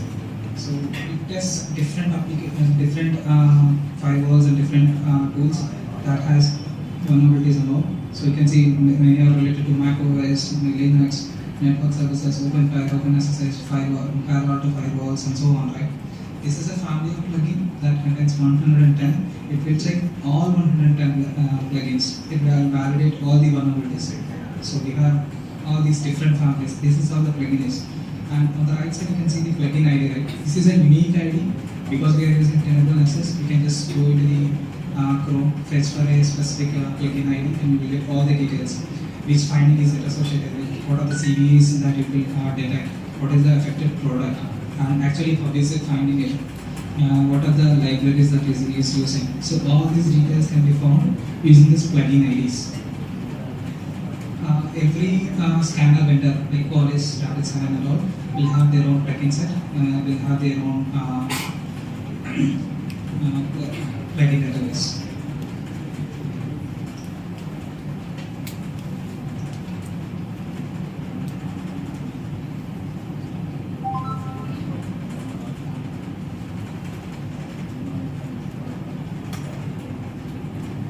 Okay, this is the status. It's still going on. It's just 80% are completed. We just start to wait a few more minutes. It already detected a few vulnerabilities in the vulnerability section.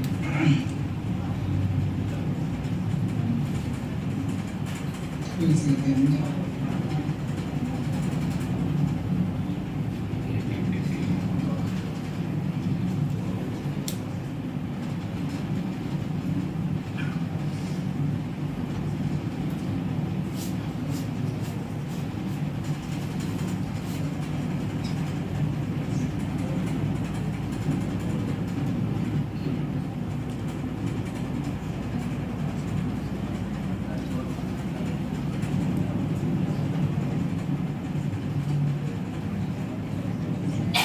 Even for the applications, right, we do authenticated scans.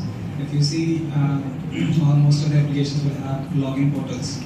So even we just create a logging sequence and give it to the scanners so that it will log in and also try the internal pages where which you cannot access from the without logging in. Mostly we don't use Nessus for the web applications. There is another scanner called Acunetics web application scanner.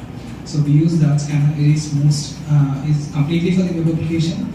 It gives more functionality and it detects every application vulnerability and also as I mentioned, the login sequence. We manually enter the credentials, and load the sequence into it, so that whenever it scans the application, it will try the sequence, and then once it logged in, it will detect all the vulnerabilities that it can. So it's free or Kinetics is a paid one. It's completely not even a community edition is available for that. But you can try the other tools like OS, JAP, and WebSoot. With the college ID, I guess you can get the WebSoot Professional as well, if I am not wrong. WebSoot Professional also has the scanner. WebSoot has much capabilities. You can even try brute force and you can manipulate the request. I will tell you one simple example. Okay? I will disclose the name itself. Most of you know the Corona, the electronics wholesale reseller, right? When I was in the BTech final year, right, I was at home during the Corona. I was very, it's like, it was boring and I was just trying different things. there is a It's fine. It's already a long back.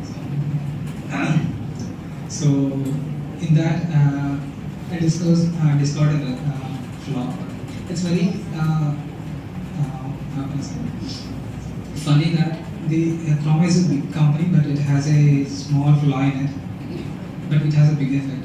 Usually, whenever you log in, right, as I mentioned, two-factor authentication is the important factor that makes your account secure. But usually, insecure coding, right, there is a flaw.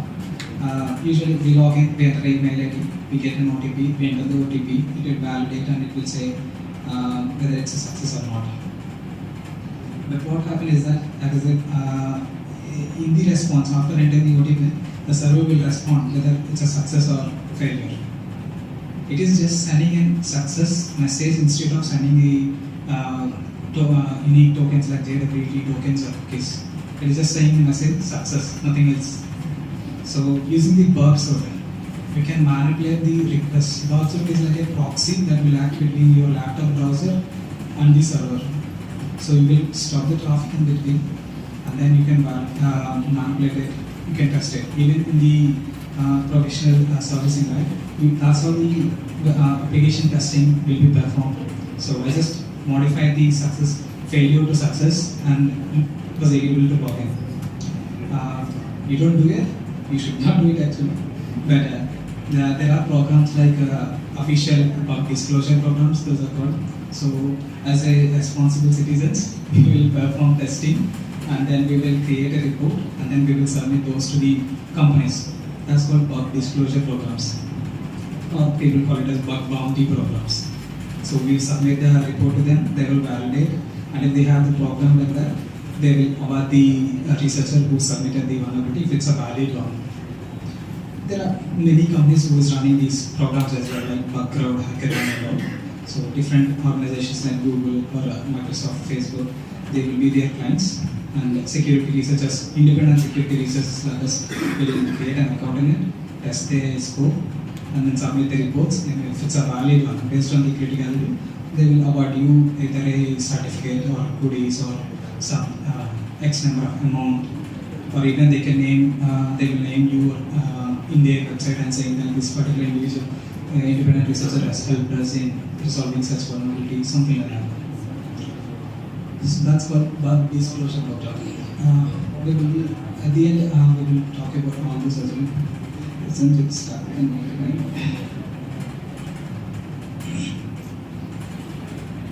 So till now, whatever vulnerabilities we discussed, Yes.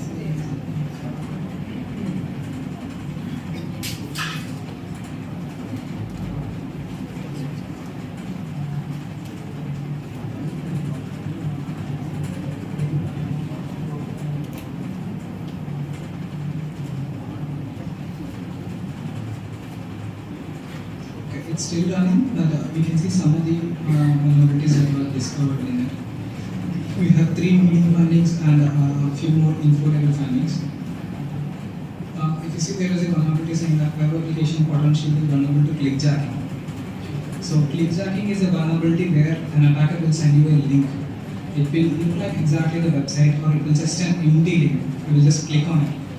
If you have the actual website logged in, like you have the portal, banking portal, you logged in, you are checking your balance, and some attacker has shared you link. You just clicked on it. It will just load it, but instead what will do is that clickjacking. When you click it, it will actually send a request to the website that was opened in a different tab, and then either it will transfer the amount, or it will close your account, or any authorized request will be performed. That's what clickjacking is. Here it seems the DBW has a clickjacking vulnerability, and also different directories that were discoverable. It's a, whenever you are hosting a application in a server, you are placing it in a particular folder, and then enabling the access to that particular folder of the main HTML page, right? So it seems we were able to access the pages. You can see description and rest of the information as well.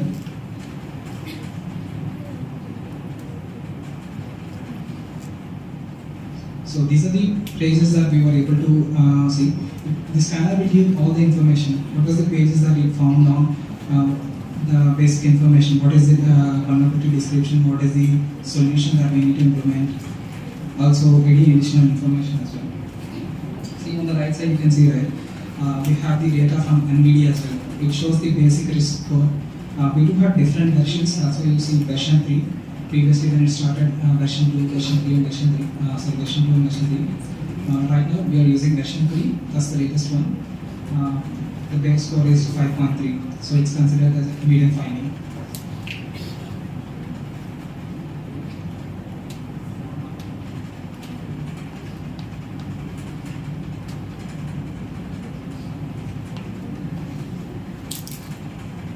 It's still running, so we might get back later on.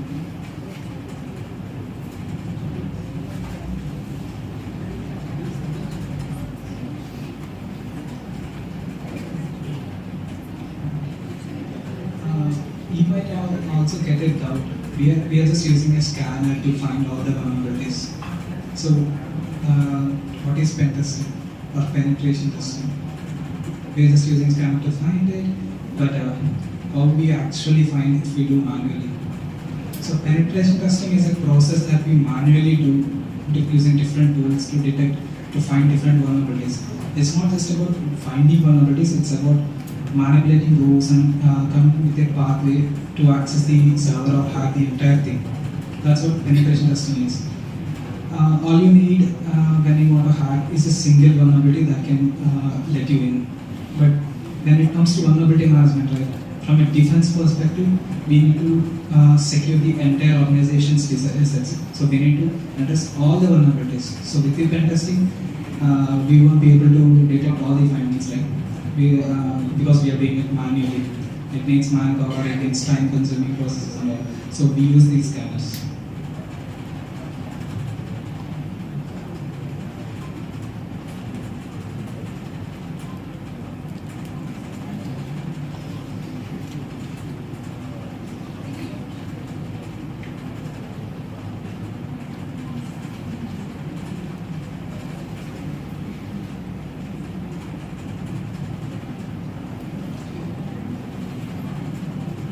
So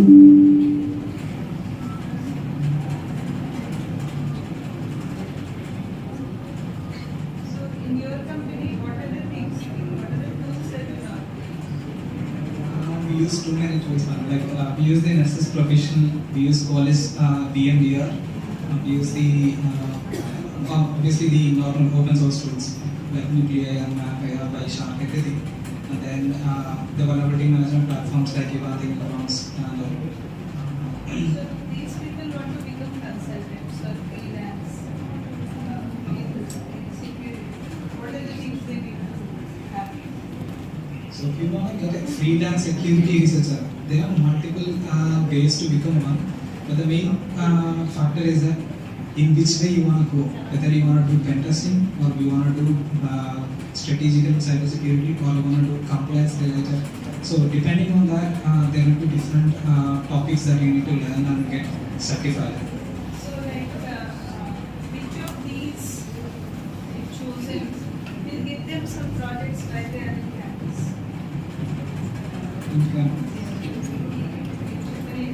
Whatever categories you How is it penetration testing one? pen testing in campus. Pen testing. So for pen testing, what do they need to do? First, they need to have a better understanding about the networking concepts, like it is a site ranges, OSI networking models and all. And then we should understand how the internet actually works, how the domain names work, how you, whenever you try to access an application, how it gets loaded, what is the basic architecture. Whenever you see an application, how is it loading it, what are the modules that it used, what are the libraries that it used.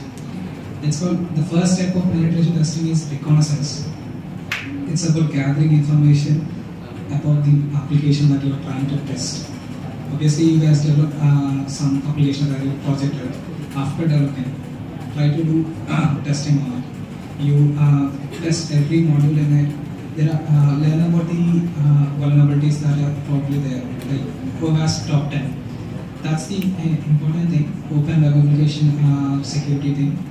So, remote code execution, buffer overflow, learn about all these vulnerabilities. Why there is a remote code execution, why there is a cross-site scripting monkey, what is the cause behind it, how can it be remediated, how can you test it or find it. There will be security mitigations that are already added to it, but how can you bypass those security mitigations? How can you still prove that it's still vulnerable? In the bug bounty program, right, some of the people what will do is that for a person called A already reported a bug. The company has awarded it, the company has resolved the finding, and they said this report has been closed. But few people what will do is that they will fish for these closed findings and they will try to bypass the security measures that were already implemented. So it will be never secure. They will keep on changing it, they will keep on updating it. Right? So you need to learn the basics of each vulnerability and then bypassing techniques, and then how this vulnerability can be chained to other vulnerability. So using a cross-site scripting, you will be able to execute remote commands. For example, if you see on the folder, there is the URL says MyScans at the end. There is a folder called MyScans. From a folder, you can go back or you can go to a different folder. Or even you can open a CMD in it and execute commands in it. So that's what chaining is. So in this particular URL, it's nothing but a system path in a server. So we can open a terminal or a PowerShell script in it, PowerShell window in it, and then executes commands. That's why cross-site scripting is one of the important vulnerability that needs to be secure, because we just write an example. For example, like you all know SQL, right? You might have already had the SQL topic in the DBMS community. So SQL, just a simple query. SQL, like you're trying to fetch your unique ID, like the college ID or something like that, saying that classes fourth year first semester, and then name is this particular name. You're trying to fetch that. You are giving only one condition where your name is this particular X. Okay, SQL will just try this query. It goes into the database and retrieves the information. SQL injection vulnerability happens here. So in the query itself, we will mention at the end, we will add a short script additional query saying that we will add after the name, we will add a space, hyphen, or 1 equal to 1. What will the SQL do? It will either try for the name, if it's present, okay. If it's not present, it will try to check the 1 equal to 1. Because we are embedding the name in the query. We are just giving the name, but it is going into the actual SQL query. And 1 equal to 1 is true. So whatever the name is, it will give all the information that is in the database. Because there is no condition when 1 is equal to 1, right? It will just say true. There is no specific condition. It will just dump all the data. That's what simple way SQL injection vulnerability is. This is happening because the application developer did not add security measures saying that only alphabets are allowed. We are adding hyphens, which is a special character. That's not removed from it. It's called input validation. That's the security measure that you can add. In the names, just mention except alphabets, nothing else is allowed. In the mobile number, except numbers, nothing else is allowed. So that is input validation. That's the primary security measure. There are other things that we need to implement as well, but that's one of the primary. So do you know or do you suggest any websites or places from where they can start learning? Yeah, at the end I will cover what are the topics that they need to learn, where they can learn. Yeah. And if they want to, do you think the AI-based career is better or cybersecurity career? As we discussed now, everything is interlinked. Even I have to learn AI, even I have to learn ML. But the thing is that in the tech world, software's development will not stop.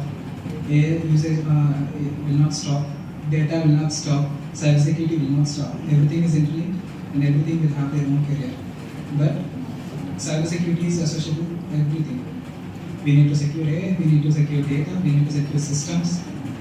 So AI security in there, application security in there, or data security in there. So data security in there specializes only for data. They make sure the data is secure in this transit or in the storage. They encrypt it, they use special algorithms to encrypt it, or they make sure the integrity from the CA drive is not modified. And then they use certificates to make sure by transferring they don't have any tag. You guys said some of you using the railway Wi-Fi as well, right? There is an attack called MITM. It's called man in the middle attack. So, if an attacker sitting in the same railway station was able to get access to the router because the enemy just used Railways Vizag as a password, then he got access to the router. Man in the middle attack, what will happen? They will use a network traffic tools like Wireshark and all, and they will monitor all the traffic that's going in between. So he will be able to see all the data that's going through. Obviously, you're sending messages and all. If the portal that you're using is an encryption, that's a different thing. But you're just sending normal messages or you're trying to access a specific portal. He will clearly see what are the portal that you're using. Something like that. Okay, we've got computer.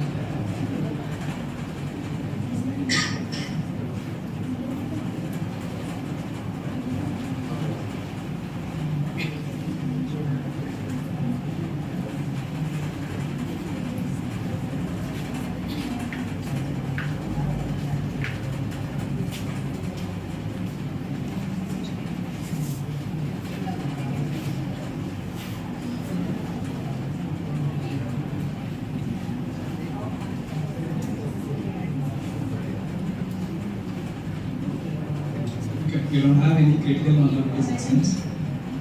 Otherwise, you have a red. Yeah. So here we can see how many critical findings that we have, how many high, medium, and low. Each severity has given a different color. It's just assumed by red, which is bad, something like that.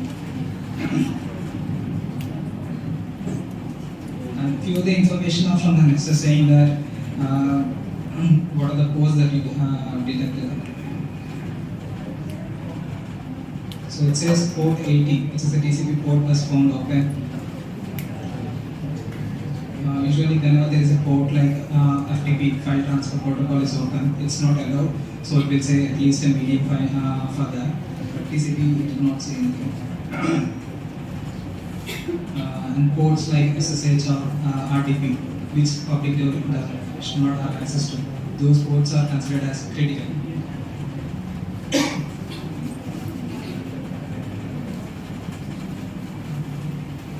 So this is a simple scan for a vulnerable application. You can scan it, and at the same time you can scan the network assets as well, your router or your laptops, your mobile devices and all. But it is the functionality is limited to the community edition of the scanner. You can use the open source scanner. In the second session, right, we will be discussing few more. I will tell you an open source tool. I will show a short demo as well. That has because it's an open source tool. It doesn't have any support and all, but you can scan everything that you have. With this we cannot scan mobile devices, but with that we can. So we will show that in the second session. Thank you. See you. Okay, so in the afternoon we'll have threat hunting and intelligence session, followed by some tools demonstration, and you can work on your laptop with download. Okay, and then a quiz, and then whatever he will offer us, we'll try to take. Okay. Thank you then. Have lunch and come back. Let us meet in the cybersecurity lab, cybersecurity and privacy lab in the new classroom complex.